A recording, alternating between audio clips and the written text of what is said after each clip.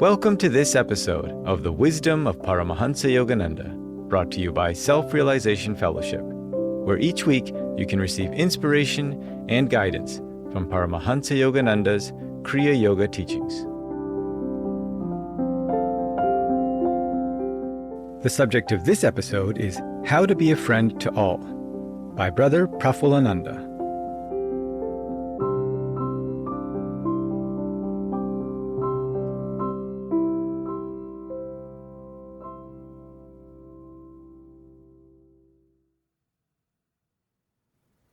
So there were reporters and city officials gathered at a Chicago railroad station platform one afternoon in 1953, which may be before some of us were even born. But the person they were meeting was the 1952 Nobel Peace Prize winner. And a few minutes after the train had come to a stop, this giant of a man, he's 6 feet 4 inches tall, with bushy hair and large mustache, steps off the train. And there's cameras that flash, and the city officials come up toward him with arms outstretched. And various people begin telling him how honored they are to have him there at their city. And this gentleman thanks them politely, and then he's looking over their heads and asks to be excused for a moment, and he walks quickly through the crowd until he reaches the side of this elderly black woman who's struggling with 2 large suitcases. And he picks up the bags and with a smile escorts the woman to a bus. And after helping her aboard, he wishes her a safe journey. And then he comes back to the reception party and he apologizes. "Oh, I'm so sorry to have kept you waiting." And the man was Dr. Albert Schweitzer. Some of us may have heard of him. He was a famous missionary doctor who had spent his life helping the poor in Africa. And when we hear this kind of story, though, it's inspiring. Because this is not something he was doing for attention. This is who he was. It was totally authentic behavior. And in response to this interaction, one of the members of this welcoming committee said to a reporter next to him, "You know, that's the first time I have ever seen a sermon walking." And this ties in with what we're going to be talking about today. This greatest capacity for giving our friendship. How to be a friend of all, which is one of the necessary aspects of this teaching of Self-Realization Fellowship. Paramahansa Yogananda, our guru, explained that there's 2 ways. They're not separate, they're really the same, but two ways of attaining the state of Christ consciousness. There's the social way, and there's the metaphysical way. The metaphysical way, that's meditation. And then the social way is through friendship, through loving other people in a true and real way. And friendship, though, there's 2 different aspects, we could say. One is breadth, as Dr. Schweitzer was pointing out, just being able, anybody, to give your love and friendship to any and everyone. But then there's also depth of friendship, how deeply we care and understand specific individuals. And in successful marriages, we always see this depth of understanding, appreciation, and friendship is an essential quality. And this is a classic study from years ago. University of Michigan, Zajonc, Robert B. Zajonc, was this researcher, and what he did was collect randomly these pictures of couples just after they were married, when they're about 25 years old, husband and wife. And then 25 to 30 years later, he gets pictures of the same couples after they've been together for that period of time. So pictures of both, early and late. And then he takes those pictures and puts them randomly in front of his undergraduate students and asks them to line them up. Who are the couples? So here's the one group of when they were younger, and here's the other group when they were older, but they're just all mixed up. And so the undergrad students putting together the pairs, the husband and wife, for the younger group, it was just random chance. But they did way, way better with the older group. After these couples had been together 25, 30 years, they began to resemble each other. And he points this all out in this study, that there's subtle facial expressions and other aspects of bearing of head and overall expression. But here's what's significant about it, is that the greater their acquired facial resemblance, the happier their marriage. The more they understood each other and appreciated each other. The point of this whole story, though, is that our deep friendships, they affect us not only internally, but actually externally. And all of this is an aspect of the law of attraction. The force that pulls souls together. When we meet somebody we haven't ever seen before in this life, and we recognize something about them that we just like, that's an indication we've been together before in some relationship. And it's regardless of age, gender, external relationships. We can have deep friendships between any two people. So there's different depths of these relationships we can have with other people. And as I was saying, they can, regardless of gender or of age. But the deepest of all relationships is that between a guru and disciple. Because this is the one that extends over lifetimes until the disciple finds final liberation. It's an unconditional relationship that it doesn't matter how much the disciple, once this relationship has been established, and we do that here in Self-Realization Fellowship with our technique of Kriya Yoga. That's part of this path, is when we take that technique, and then the agreement is the disciple will follow the guru, practice that technique, follow the teachings, follow all of the meditation techniques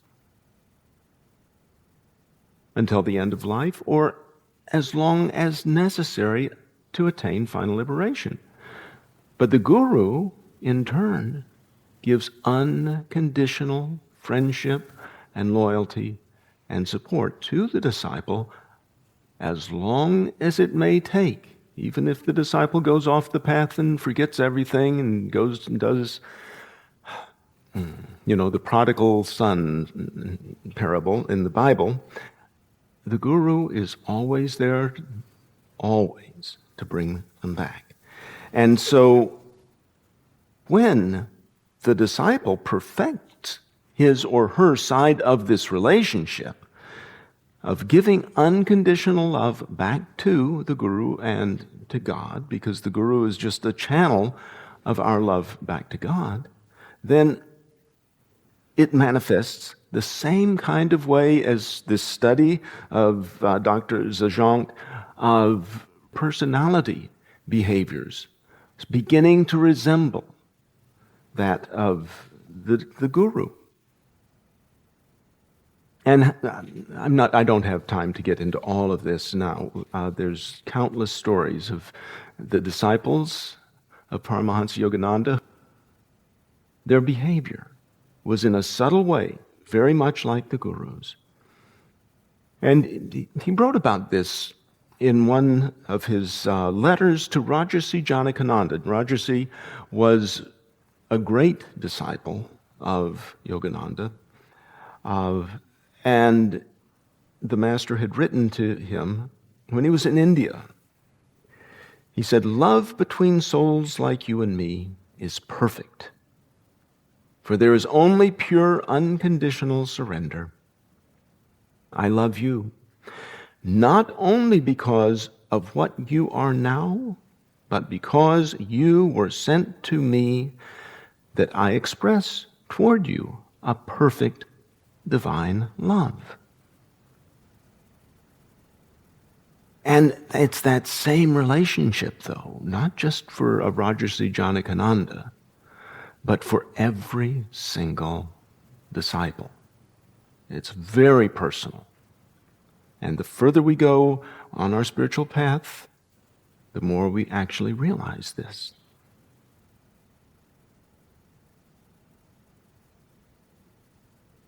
So the same one-to-one relationship is what every disciple is working to develop. And when we are able to give that same unconditional loyalty, love in return, plus the breadth of our friendship toward everyone, the highest relationship with God will be attained. And this is the topic, being a friend of all. God is one with all, and being friends with God is being friends with everyone.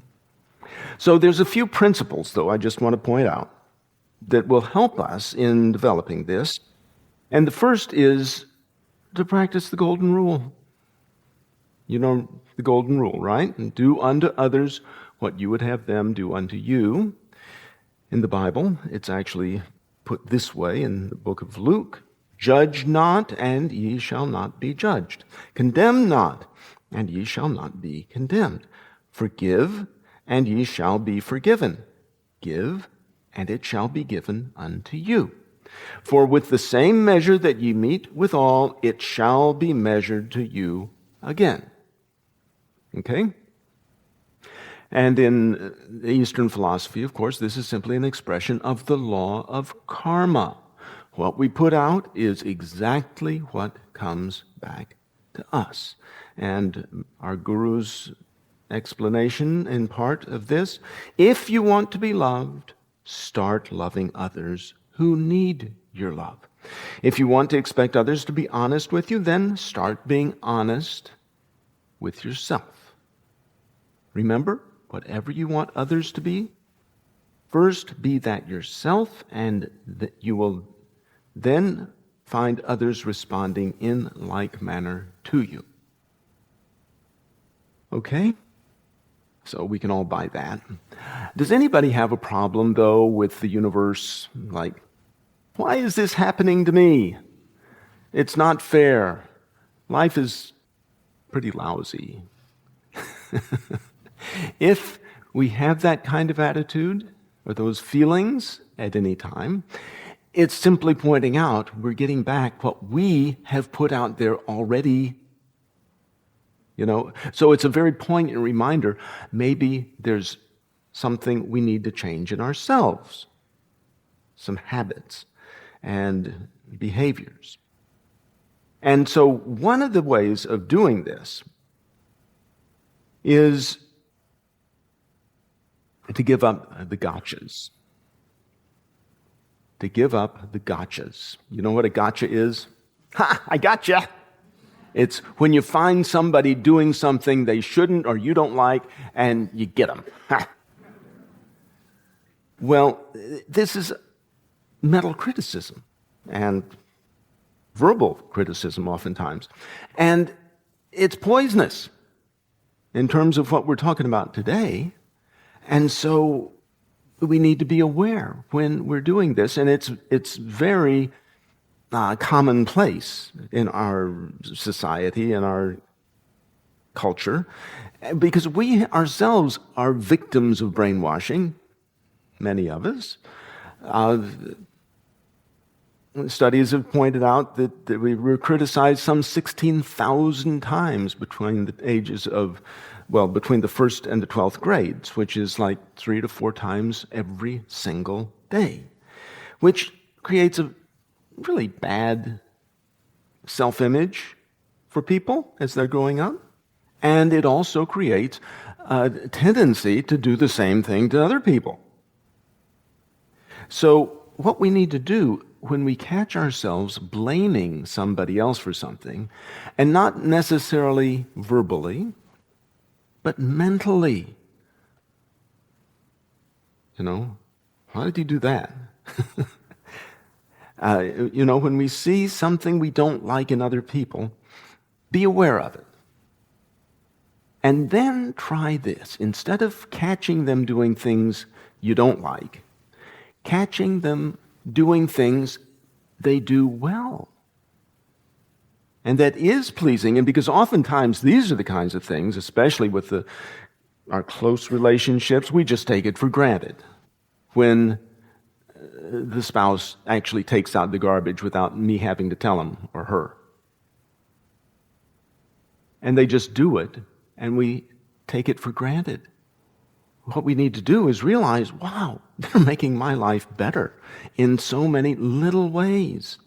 And then once we are able to find ourselves appreciating other people, it's automatic.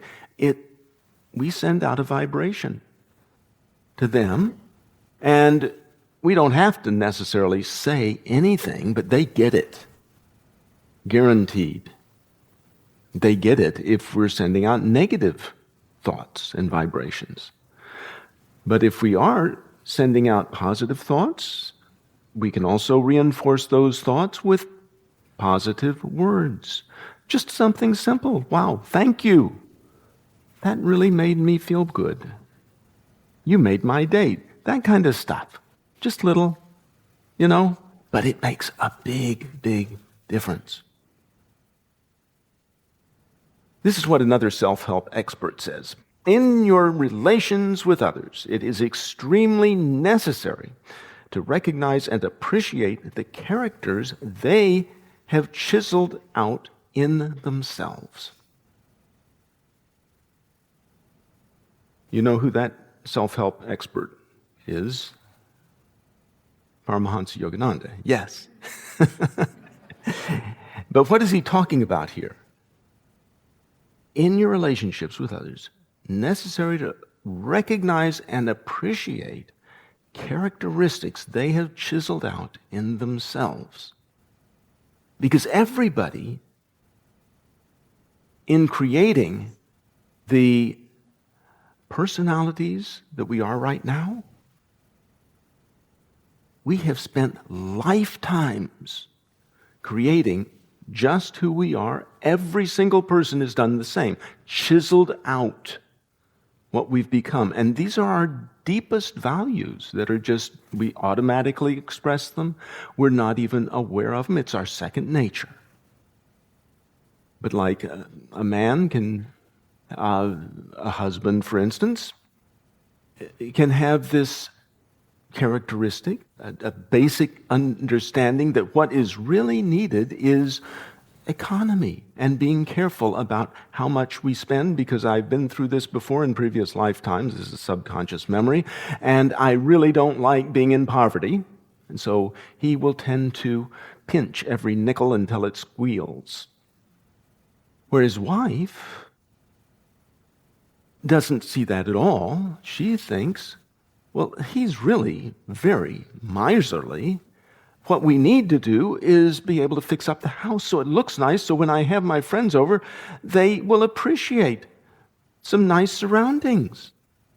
because that's what's important to her, her deepest need, her deepest characteristic.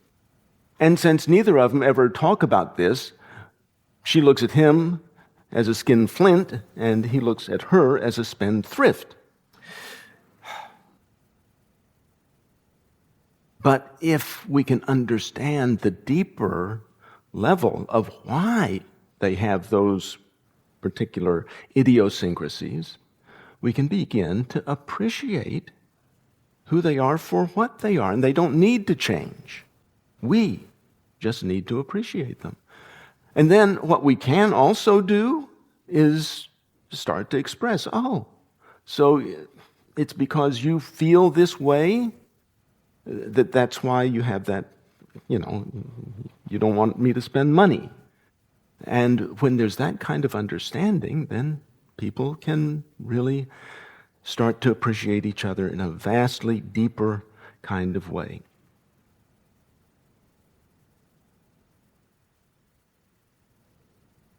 Yeah, when I was growing up, there were some things when we had our closest relatives over we never talked about because of exactly what I'm talking about here. It was these deepest characteristics, deepest levels of worldview that were irreconcilable. And so we never talked about politics, never talked about religion. Sports and weather, that was okay. maybe you can relate to this too in your own experience. But if we had understood this deeper level of getting to appreciating the qualities other people have chiseled out in themselves, we might have come to a much deeper appreciation of each other. Okay, so that's first. That's all practicing the golden rule of doing to others as you would have them do unto you, understanding others as you would have them understand you at this deeper level. And that lets us appreciate others as we would like to be appreciated. It's love. Okay, that's number one. Number two is, in terms of becoming a friend of all, be a friend to yourself. Befriend yourself. We have to like ourselves before we can expect anybody else to do so. And this is what our Guru says here. To be able to get along with yourself is marvelous. Most people know how difficult it is to get along with others, but have you ever given thought to getting along with yourself? That is most difficult. Separate your psychological perceptions from yourself, and you will see how you are constantly fighting with yourself. Now, what did he just say? What does that mean? Separate your psychological perceptions from yourself, and you'll see how you're constantly fighting with yourself. Well, he explains it. If your conscience tells you all the time that you are doing wrong, how on earth can you expect to get along with yourself? So he's talking about conscience, that still small voice within that's always speaking to us if we listen. He goes on, when you meet others, you will find that they will not extend their trust and their goodwill to you, because a person who goes against his conscience mistrusts himself, and that also reflects in his character. Man's conscience speaks to him all the time and is constantly prodding him to change and to behave rightly. So always listen to your conscience, the voice of your inner self. It is there to help you get along with yourself.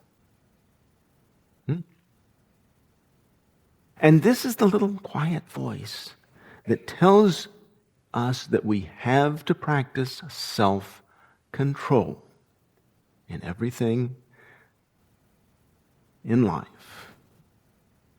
And if we're not willing to control our compulsions with food or sex or drugs or anything else, you're never, ever going to be able to feel really good about yourself. This is that the voice of conscience is speaking all the time there and telling us what we can and should not do. And the thing is, though, no amount of self-help training or therapy is going to be able to really change how we feel about ourselves, because all of that's just dealing with the symptoms. To get to the essence of who we are and feeling good about ourselves, we have to follow the laws of the yamas and the niyamas, the 10 Commandments, and rather than listen or try to remember a whole bunch of rules to follow, just listen to that still, quiet voice within. Okay? And then, as we do this, and we keep meditating, meditation, we always come back to that. As we meditate more over the years, more and more, we realize, I really like who I am. You know? It's not, I need to be somebody else. Oh, why do I have to do that? This is really fun. Just being me, you know, and these experiences I get to go through in life, even though, no, I'm not perfect, we know that, but, you know, this is the basis for self-esteem. So, as we do this and feel really good about ourselves, then we can also be more and more a true friend of God. And as I said, God is the friend of all. By being a friend to ourselves, we are a friend with everyone this kind of way. And so meditation, just to come back to this again, this is the best way, the best means of giving our love, our friendship to God. It's through sattvic giving, which is, according to the Bhagavad Gita, the good or sattvic gift is one made for the sake of righteousness without expectation of anything in return. Now, what does this have to do with meditation? When we meditate and we don't feel anything, and we keep saying, God, I love you, or if that feels insincere, God, I want to love you, and I'm going to keep on with my meditation the best I can, regardless of whether you answer or not. You know what you're doing? You're giving God unconditional love. Okay? Without any expectation of something in return. That's sattvic giving. And the habit master says in his commentary on that passage, the habit of giving breaks down gradually the walls of separation between God and man and leads the devotee to offer to the Lord the ultimate gift, the surrender of his soul. When he makes a gift of his soul to God through love without expectation of any return of divine favor, he has passed life's highest test.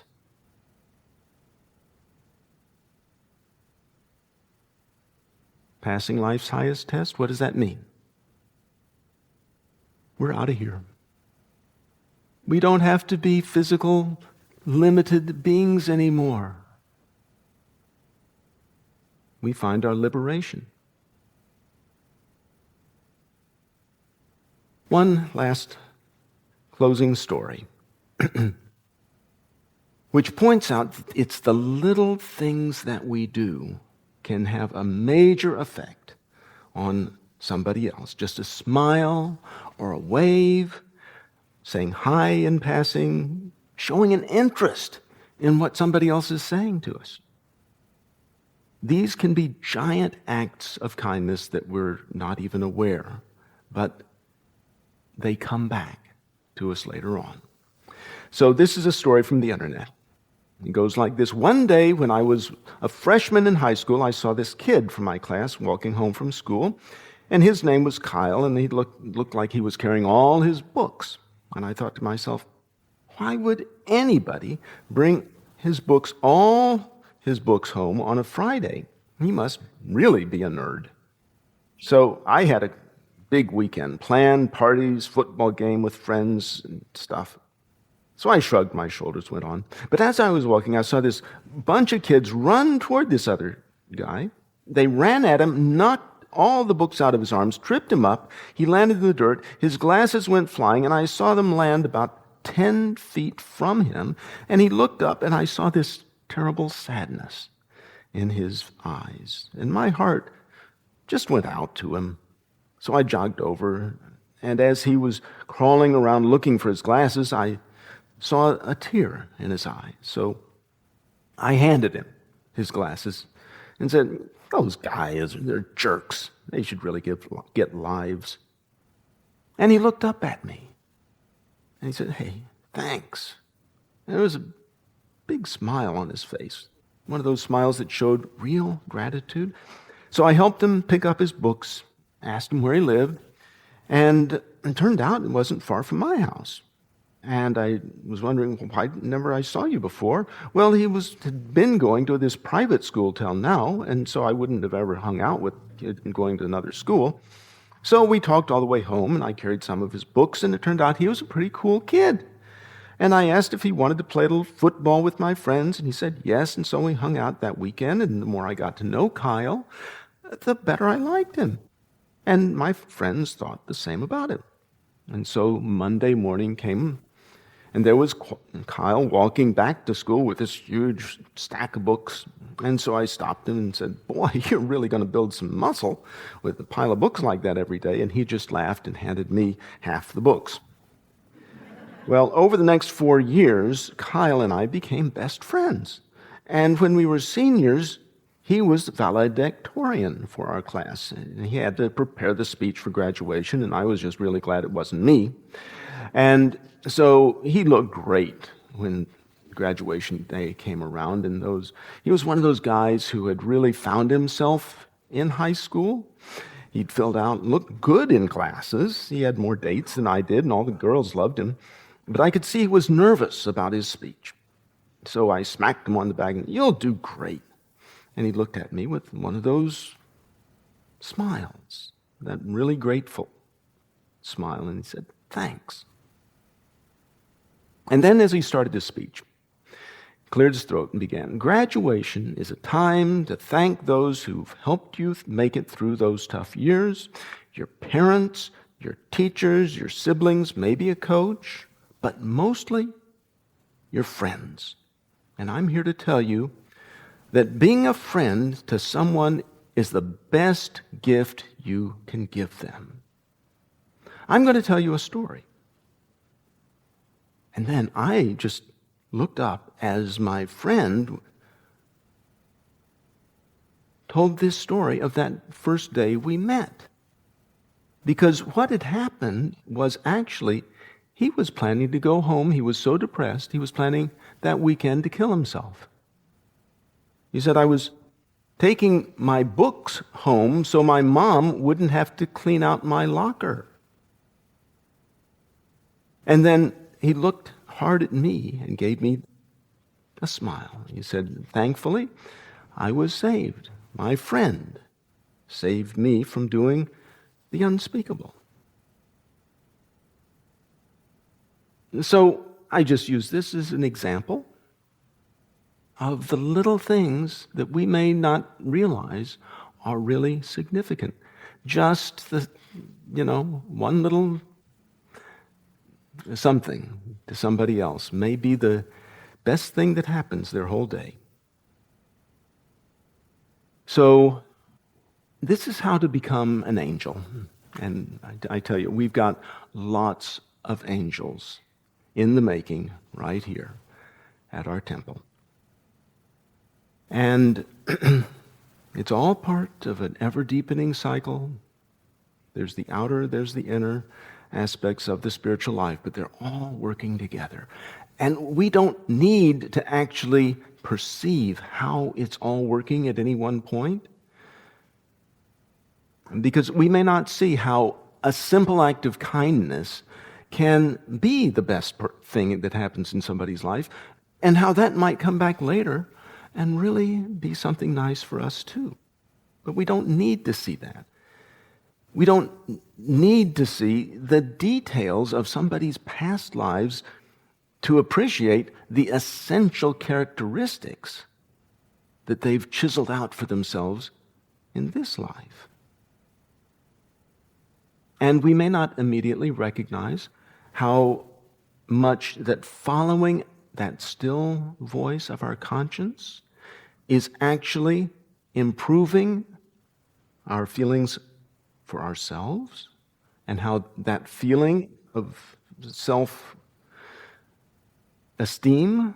actually opens a channel for giving love and receiving love from other people. We don't need to see all of that. And we don't need to be aware of how our meditation effort for God is without any thought of getting anything back, how that is transforming us. But all of these things, they work in conjunction, and they are transformative, taking us closer and closer to that manifestation of the goal of Christ consciousness. So, with every spiritual effort, just remember, every single spiritual effort we make, it is taking us closer to that ultimate goal of becoming a friend of God and thereby becoming a friend of all.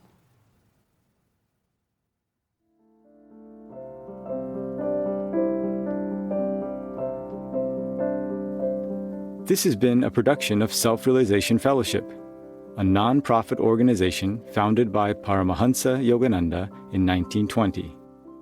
For more information about Self-Realization Fellowship and Paramahansa Yogananda, please visit yogananda.org.